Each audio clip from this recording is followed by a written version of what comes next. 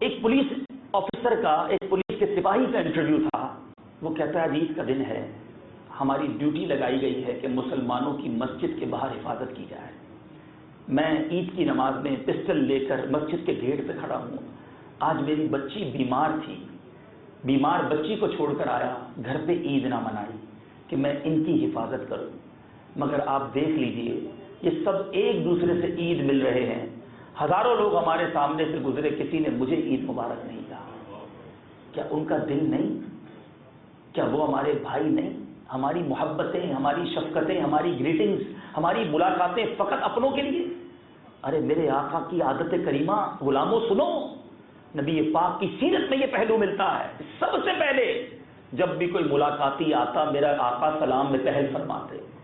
صحابہ اکرام کہتے ہیں ہم جستجو کرتے کہ کبھی تو ایسا ہوگا، آج نیت کر کے چلتے ہیں کہ نبی پاک صلی اللہ علیہ وسلم کے دربار میں پہنچیں گے اور پہلے سلام کر دیں گے.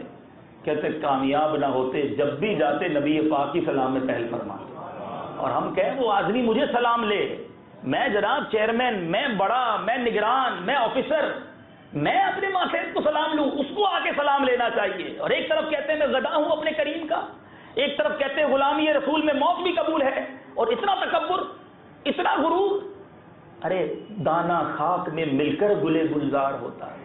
عاجزی اختیار کیجئے، سلام کی عادت پہل کیجئے. اور اس میں تو برکتیں، رحمتیں ہیں کہ جب دو مسلمان آپس میں ملتے ہیں زیادہ نیکیاں، زیادہ رحمتیں، زیادہ برکتیں اسے ملتی ہیں جو سلام میں پہل کر دیتا ہے، جو محبت اور گرم جوشی سے ملتا ہے. علماء کتنی خوبصورت بات کرتے ہیں، آپ کا ایمان تازہ ہو جائے گا.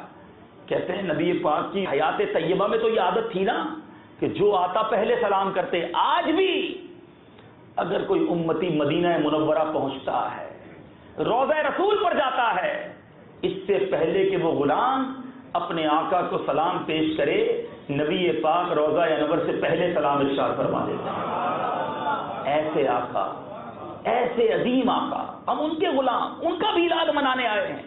تو آؤ ایک نیت کر کے جاؤ کہ آج کے بعد اپنے گھر والوں کے ساتھ شفیق رہیں گے، اپنے ماں باپ کا زیادہ ادب کریں گے، گھر والوں پر بھی مسکرا کر ملاقات کریں گے، باہر والوں کے ساتھ بھی خوش اخلاق رہیں گے. اور غریب، مسکین، جو بیچارے دنیا میں جن کو کوئی نہیں پوچھتا، ارے ان کو پوچھنا شروع کیجیے. کبھی ان کے گھر بھی چلے جائیے. یقین کریں آپ امیر کے گھر پہ جائیں اسے یاد بھی نہیں ہوتا کون کون آیا تھا، مگر کسی غریب کے گھر چلے جائیں زندگی بھر یاد رکھے گا کہ وہ میرے گھر آیا تھا، اور دعا کرے گا آپ کے لیے. کیا پتا اس کی دو دل سے نکلی ہوئی دعا آپ کے کتنے بگڑے کام بنا دے گی. نبی پاک علیہ الصلوۃ والسلام کے پاس صحابہ آتے